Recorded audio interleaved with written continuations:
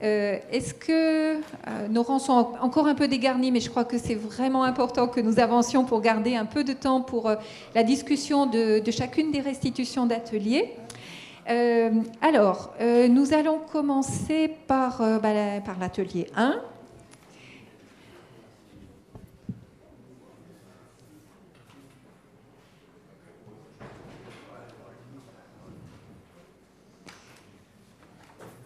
Attention, cette marche, elle est redoutable. Ça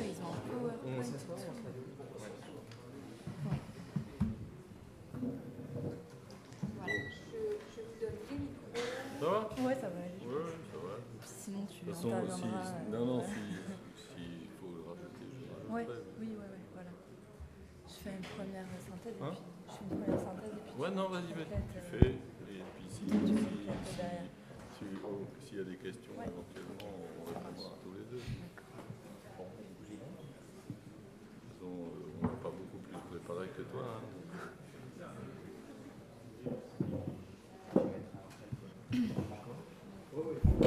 Alors, je profite du petit temps nécessaire pour l'installation des supports. Donc, les supports de l'ensemble des interventions, les rapports qui ont été faits dans les ateliers, donc tous les matériaux produits par le colloque, nous allons les mettre à votre disposition sur le site de l'IRC, le site du colloque. Donc d'ici demain, enfin d'ici la fin de notre colloque demain, l'ensemble des matériaux, des supports seront donc disponibles sur le site.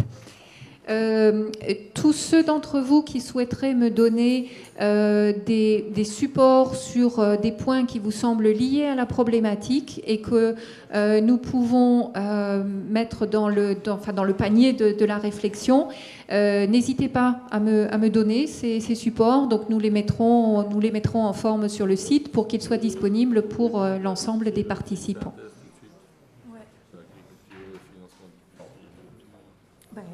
Si vous êtes bon, on peut y aller. Bien, donc Arnaud Bridge, je vais vous faire un petit compte-rendu de ce que nous avons fait au cours de cet atelier. Ça passe ? Nos échanges et nos débats ont tourné autour de 3 points. Les caractéristiques et diversité des conditions d'installation des jeunes agriculteurs. Le deuxième, c'était l'accès au foncier, qui était identifié comme un frein majeur à l'installation des jeunes.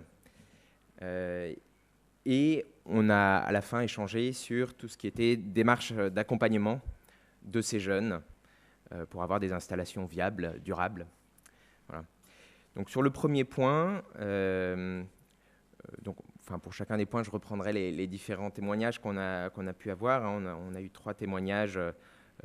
L'un d'un représentant d'une coopérative qui agit dans le cacao et le café en Côte d'Ivoire, l'autre d'un chercheur qui étudiait les systèmes évéicoles en Thaïlande, et en particulier les trajectoires et les trajectoires et l'installation des jeunes dans ces exploitations. Puis après, on a eu un échange avec une représentante du FIDA sur leur projet justement autour de l'insertion des jeunes. Donc pour le premier point, les caractéristiques et diversité des conditions d'installation des jeunes agriculteurs, on est parti d'un point de départ qui était de se rappeler les enjeux, de bien prendre en compte pour cette installation des jeunes les spécificités que vous connaissez très certainement de l'agriculture familiale, qui sont pluriactivité, inadaptation des équipements et des outils existants, souvent à cette agriculture, insécurité foncière, grande diversité dans cette agriculture familiale des systèmes de culture et d'élevage, et importance évidemment de la main-d'œuvre familiale. Et donc on a conclu sur la nécessité de véritablement bien comprendre les caractéristiques des jeunes, de leur projet d'installation, de leur environnement, et donc d'avoir des études sur ça, constatant qu'on manquait souvent de données à ce niveau-là. Donc je citerai un exemple de trajectoire qui nous a été cité. donc dans les exploitations et véhicoles de Thaïlande, en retenant notamment tout ce qui est facteurs qui influencent dans ce contexte les jeunes à rester ou à partir des exploitations. Quelques points, souvent le niveau académique évidemment des jeunes qui influencent fortement sur leurs objectifs, sur leurs attentes individuelles, les capacités du jeune, technique ou en gestion, l'environnement familial, les parents, les ressources et moyens de production préexistants, et évidemment l'environnement économique et social avec tout ce qui est opportunités d'emploi ailleurs ou de revenus supérieurs. Nous avons donc après aussi eu un témoignage de la Coopara, la coopérative ivoirienne dont je citais tout à l'heure, qui nous a donné l'occasion d'un vrai débat sur l'opportunité d'avoir un modèle de système de culture, voire un modèle de système de production prédéfini dans les programmes d'accompagnement des jeunes, sachant qu'évidemment l'autre point de vue était de ne pas avoir de système prédéfini. Donc la Coopara est en train de mettre en place un projet pour accompagner l'installation de jeunes, avec comme enjeu principal évidemment l'installation, le renouvellement des générations dans les cacaoyères, et puis aussi l'amélioration des capacités techniques de ces jeunes sur l'aspect cacao. Donc là, au niveau du débat, il y avait des points de vue qui mettaient en avant le fait qu'un jeune s'installe dans un contexte existant, que quand il y a une structure de commercialisation qui préexiste, qui offre un débouché, évidemment que ça influence sur son installation, sur son projet, et que donc il faut évidemment le prendre en compte, tout en effectivement insistant sur le fait qu'il ne faut pas oublier que le jeune a son projet et qu'il faut l'accompagner dans son individualité. Sinon, on a eu les expériences du FIDA qui nous ont été citées, avec de nombreux projets en Afrique subsaharienne d'appui à l'installation de jeunes, souvent, si j'ai bien compris, sur des projets d'activités de jeunes qui tournent autour de cycles courts, d'artisanat rural, de prestations de services en zone rurale, de fabrication, entretien de matériel agricole par exemple, et aussi des projets d'installation sur la mise en marché. Donc ça c'était juste pour mettre en avant qu'on était effectivement dans des conditions d'installation des jeunes qui tournent plus autour de systèmes d'activité que de systèmes de production. Et pour conclure sur cette partie, donc l'enjeu est réel d'avoir des références techniques systémiques sur les systèmes d'activité pour avoir un accompagnement de qualité. Le deuxième thème qui a été abordé de manière détaillée, c'était l'accès au foncier, frein majeur pour l'installation des jeunes en agriculture, avec l'enjeu d'agir pour favoriser la mise à disposition de terres pour ces jeunes. Donc là, on avait l'exemple de la Coopara qui agit en fort lien avec les parents, tout simplement, pour les inciter à mettre à disposition 5 hectares qui étaient identifiés comme la surface nécessaire pour qu'un foyer puisse se développer. Et donc dans ces 5 hectares, avec une partie en cacao, mais le reste en production vivrière. Et c'était ces 5 hectares qui non seulement on prenait l'enjeu d'avoir un revenu suffisant pour le foyer au sens large du terme, mais aussi avoir une surface suffisante pour pouvoir transmettre.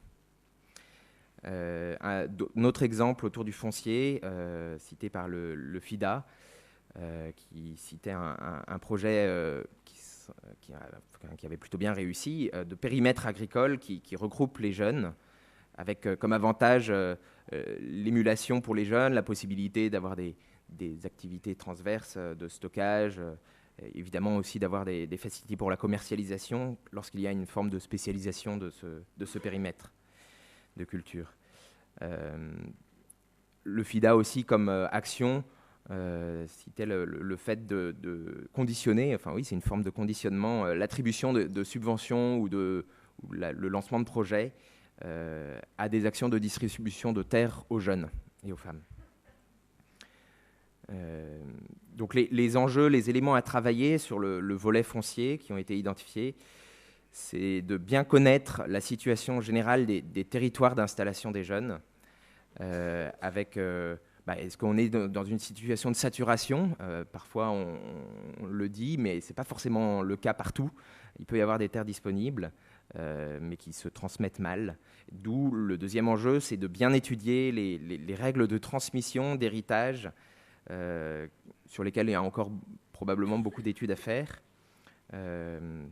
Et bien sûr, prendre en compte les types de terres qui sont accessibles en fonction de leur éloignement, leur type pédologique, etc., leur droit d'accès.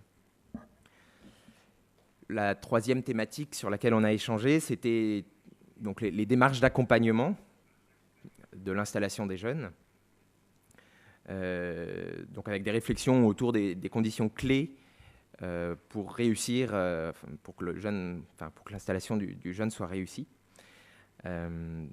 avec un premier élément sur lequel on a déjà échangé, mais qui est l'enjeu d'avoir des projets réalistes et réalisables en adéquation avec la trajectoire des jeunes,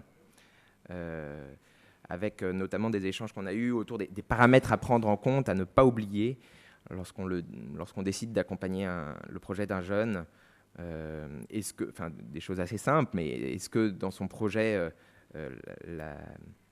le travail, le calendrier de travail a été bien pris en compte avec la problématique des pics? Souvent, les projets des jeunes, les jeunes sont seuls au début. Et donc, c'est un point qui est souvent oublié, qu'il faut bien prendre en compte. La trésorerie, voir si cela passe ou pas, évidemment, avec des trajectoires progressives. Et aussi, évidemment, tout ce qui était autour du calcul de revenus, avec l'enjeu d'amener les jeunes à avoir un revenu décent, au-delà du seuil de survie, évidemment. Donc, on avait l'exemple du FIDA qui nous citait le fait qu'eux s'attachent vraiment à bien étudier, à bien connaître les jeunes pour pouvoir les accompagner en faisant des études typologiques, en étudiant et en analysant le fonctionnement des filières dans lesquelles ils interagissent, le contexte, etc.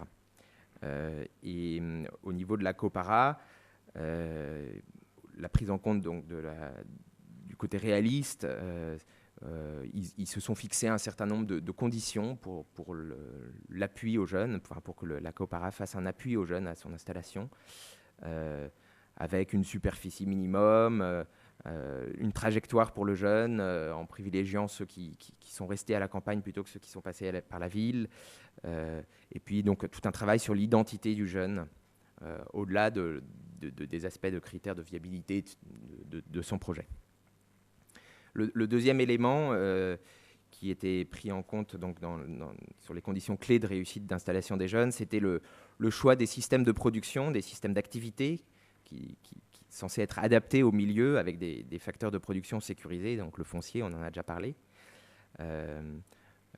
avec un débat qu'on a eu sur la nécessité ou pas d'avoir une entrée filière dans les projets des jeunes. Donc on opposait un peu l'approche filière à l'approche système, se demandant comment réconcilier les deux. Les deux autres points donc, de conditions clés, mais sur lesquels on n'a pas énormément échangé, c'était tout ce qui était progressivité du projet avec des investissements raisonnés, échelonnés, et le fait d'avoir un accompagnement souple, mais très rapproché au départ. Peut-être que je te transmets là. Voilà, donc je donne la parole à Khalid pour qu'il puisse conclure.